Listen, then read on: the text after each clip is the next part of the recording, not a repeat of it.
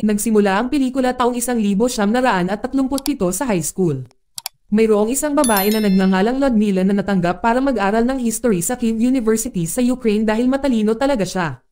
Kinabukasan si Ludmila at ang kanyang mga kaibigan gustong lumabas, pero hindi sila makapagdesisyon kung saan. Kaya nag-flip sila ng barya at nagpasya na pumunta sa isang shooting range.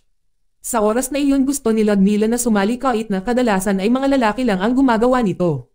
Binibigyan sila ng instructor ng baril at ilang bala at tinuturuan si Ludmila kung paano bumaril. Pagkatapos nilang bumaril, kailangan nilang sabihin ang pangalan ng kanilang pamilya.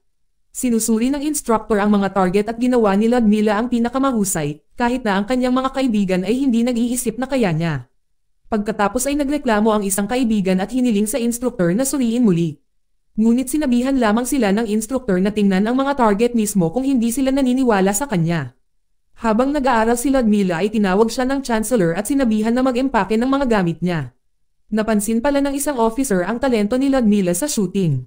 Salamat sa report ng kanyang instructor kaya nakuha ni Ludmila ang pagkakataong magsanay bilang sniper sa loob ng 6 na buwan at pagkatapos ay bumalik sa kolehiyo. Nang marinig na nagpasya si Ludmila na kunin ang alok, bago umalis nagpaalam siya sa kanyang mga magulang. Sa panahon ng pagsasanay nahaharap siya sa mahihirap na hamon. Tulad ng iba dahil lahat sila ay sinasanay upang maging mga bihasang sniper. Ngunit naputol ang kanilang pagsasanay dahil noong 19 ng Hunyo, 1941 sinalakay ng mga tropang Nazi German ang Soviet. Kaya minamadali ang kanilang pagsasanay at ang mga nakapasa sa pagsusulit ay dumiretso sa larangan ng digmaan. Noong panahong iyon si Ludmila ay ipinadala bilang sniper at ipagtanggol ang lungsod ng Odessa.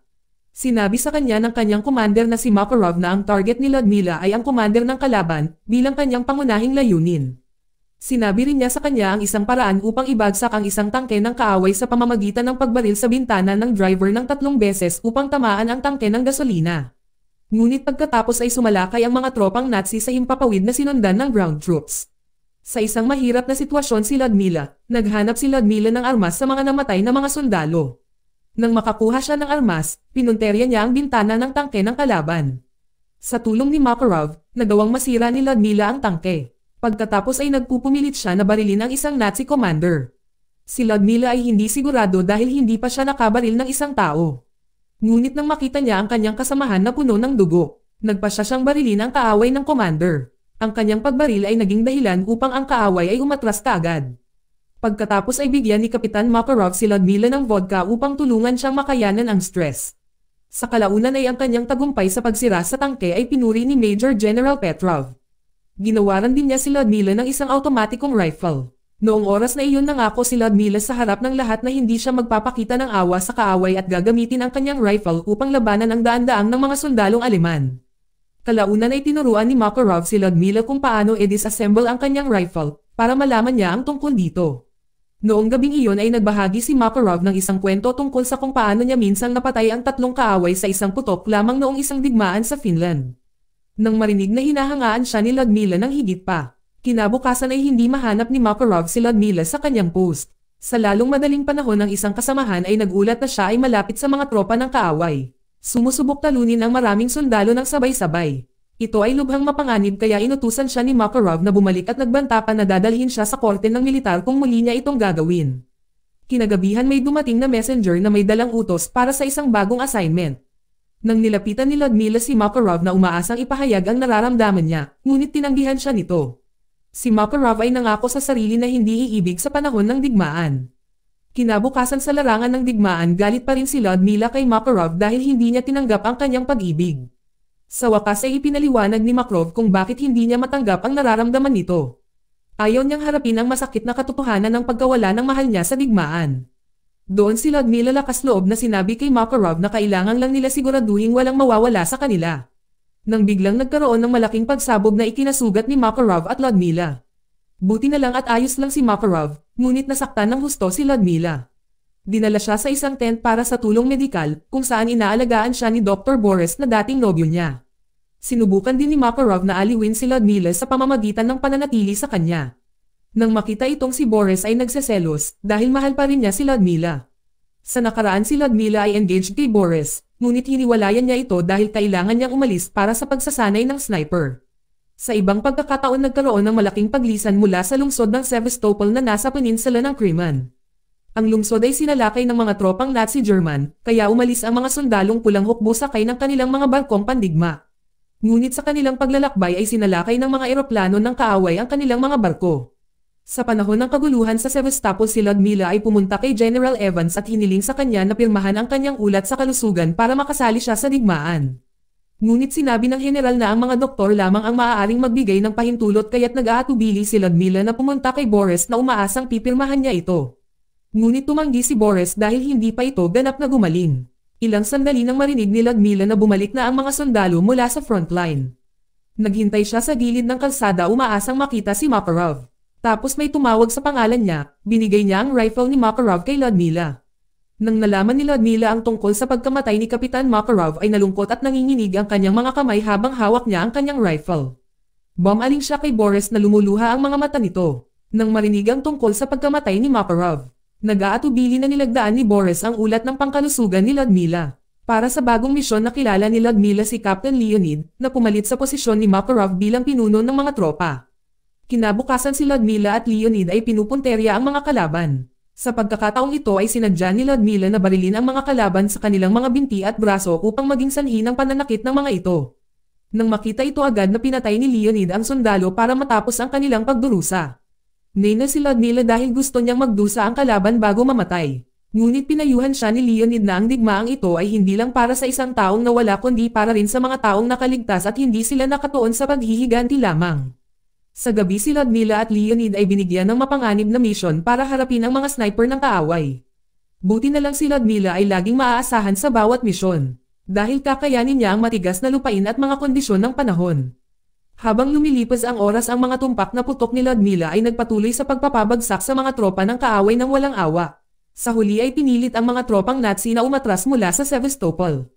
Upang ipagdiwang ang kanilang tagumpay ang mga tropang Soviet ay nagsagawa ng isang party.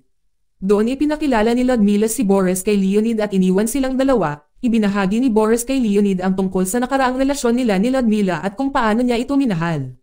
Sa panahon ng party nakipagtalo si Ludmila sa isa pang sundalo. Sa lalong madaling panahon pagkatapos na pumagitin si Leonid at nakipag-away sa sundalo ay pinatigil sila ng commander. Pagkatapos ay kusang hinalikan ni Leonid si Ludmila. Sa paglipas ng mga araw nagsimulang mag-date sina Ludmila at Leonid at maraming oras sila na magkasama. Kahit sa pagitan ng mga misyon ay nagbibiruan sila at nag-enjoy sa piling ng isa't isa sa kabila ng kabigatan ng digmaan. Isang araw si Ludmila at Leonid ay naglalakad sa isang plantasyon nang makatapak si Leonid ng isang minefield. Tumakbo sila ng mabilis hanggat kaya nila para maiwasan ang mga pagsabog. Ngunit masyadong mabilis ang pagsabog nito at naprotektahan ni Leonid si Ludmila mula sa pagsabog. Malungkot na nasaktan si Leonid sa pagsabog. Noong mga oras na iyon sinubukang tulungan siya ni Ludmila. Ngunit malubha ang kanyang mga sugat. Nang makarating sila sa tropa ay nakahingi sila ng tulong ngunit huli na. Nang madraysig si Ludmila nandoon si Boris na nag-aalaga sa kanya. Nagsisi siya na pinayagan siyang sumama sa digmaan. Habang ginagamot siya may isang opisyal na dumating na may dalang utos. Para makabalik sa tungkulin si Ludmila dahil akala ng mga German ay patay na siya. Kailangan niyang bumalik sa larangan ng digmaan kahit na hindi pa siya ganap na gumaling. Pagkatapos ay nagsuot ng uniforme si Ludmila at naghanda upang harapin ang nangungunang sniper ng Germany. Ayon sa ulat ng intelligence, na ang mga sniper ng kaaway ay nagmamanman sa lugar ng Sevastopol Square. Nang marinig ito ni Ludmila ay hindi siya nagdalawang isip at nagtungo kaagad doon. Nagtago siya sa gitna ng mga bato ng mahigit 24 na oras. Ngunit pagkatapos ay nakaramdam siya ng pananakit sa kanyang likod at lumabas na ang kanyang sugat ay muling dumudugo. Sa kabila nito hindi na siya nakapagtago, kaya nakita siya ng kalaban. Kasabay nito ay napansin din ng kaaway na isang sniper si Ludmila at nagsimula silang magbarilan. Buti na lang si Ludmila ay nabaril lang sa dibdib. Ngunit nagawa niyang tamaan ang kaaway na sniper at patayin siya. Pabalik sa punong tanggapan hiniling ni Boris kay Major General Evans na ilikas si Ludmila. Dahil 4 na beses na siyang nasugatan. Noong una ay tumanggi si Evans dahil mahalaga si Ludmila sa kanilang mga tropa. Iniisip ni Boris na ginagawa lang nilang sakripisyo si Ludmila sa digmaang nangyayari. Sa wakas ay sumang-ayon si Evans na paalisin siya. Ngunit nang makarating sila sa pantalan ay nagkaroon ng kaguluhan nang sumugod ang mga refugee sa barko. Iminungkahi ni Boris na sumakay sila ng bangka patungo sa isang refugee camp. Ngunit lihim siyang nagpasya na manatili sa Sevastopol at nangakong hahanapin si Ludmila. Matapos ipagtanggol sa loob ng 250 araw, ay kinuha ng mga tropang Aleman ang Sevastopol. Ang 80,000 residente at ang mga nakaligtas na sundalo ng Pulang Hukbo ay hindi sigurado na maaaring sila ay nahuli o nahatulan ng kamatayan. Ngunit isang bagay lang ang sigurado si Boris ay iniligtas ang buhay ni Ludmila. Makalipas ang isang taon sa isang pulong ng First Lady sa Amerika. Kinausap ni Eleanor ang mga sundalong estudyante ng Sobyet tungkol sa kanilang mga nagawa. Humanga siya sa kanilang mga kakayahan ngunit lalo siyang namangha nang makilala niya si Ludmila. Sinabi ni Ludmila na isa siyang sniper at pinatay niya ang 309 na mga sundalong Nazi. Nang biglang lahat ng tao sa White House ay nabaling sa kanya ang atensyon. At nagtanong habang ginagawa niya ang kanyang mga tungkulin. Kinabukasan si Ludmila ay tinawag sa isang press conference kung saan ipinahayag niya na siya ay 25 taong gulang at nakapatay ng 309 na kalaban. Pakiramdam niya ay napakatagal nang nagtatago ng mga manunood sa panahon ng digmaan. Kalaunan ay hinirang si Ludmila bilang isang instruktor sa edukasyong sniper. Pagkatapos ng digmaan ipinagpatuloy niya ang kanyang pag-aaral at pinarangalan ng titulong bayani. Taong 1957 nakilala muli ni Eleanor si Ludmila. Na ngayon kasama ang kanyang anak, si Ludmila buong pagmamalaki na nagsuot ng honorary star badge na kanyang nakuha sa Sobyet para sa kanyang paglilingkod sa larangan ng digmaan. Dito nagtatapos ang pelikula. Salamat sa panonood kaibigan.